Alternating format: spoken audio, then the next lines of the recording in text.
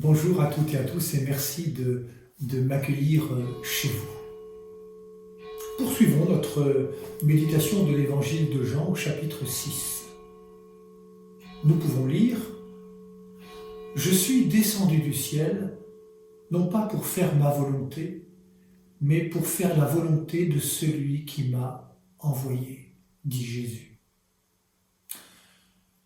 On me dit souvent « Ta religion, ton Dieu, c'est une invention des hommes. » Peut-être on vous le dit à vous aussi. Alors je voudrais vous faire part de ma méditation ce soir.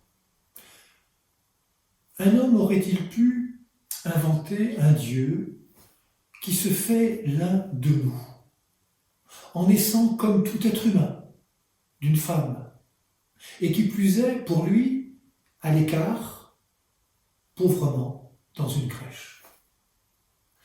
Un homme aurait-il pu inventer un Dieu qui se fait l'un de nous, partageant toute notre existence sans élaguer ni les difficultés, ni les souffrances.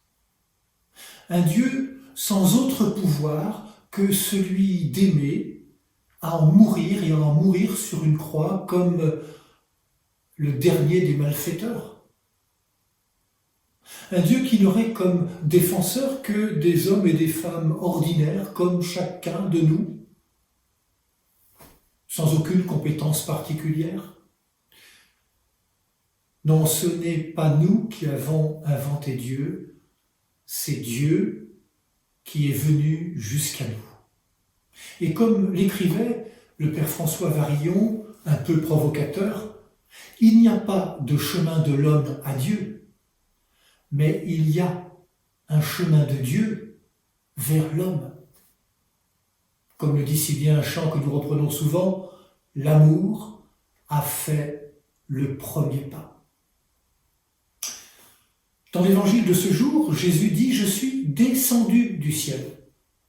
Et un peu plus loin, au chapitre 13, peu après la scène, il est dit « Le Père et moi, nous viendrons, nous établirons en vous notre demeure. » La maison de Dieu n'est pas ailleurs qu'au cœur de notre humanité.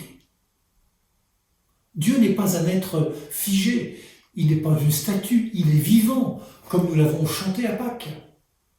Jésus est vivant, ressuscité. Vivant, autrement dit, capable de se mouvoir. Et la vie de Dieu est son mouvement vers nous.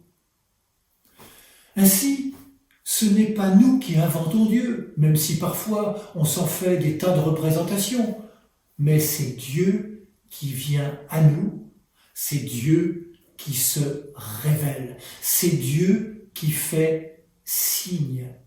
Mais Jésus le rappelle dans l'Évangile, vous avez des yeux et vous ne voyez pas, vous avez des oreilles et vous n'entendez pas. Je suis descendu du ciel, et il ajoute, pour faire non pas ma volonté, mais la volonté de celui qui m'a envoyé, et faire la volonté du Père. Quelle est cette volonté ?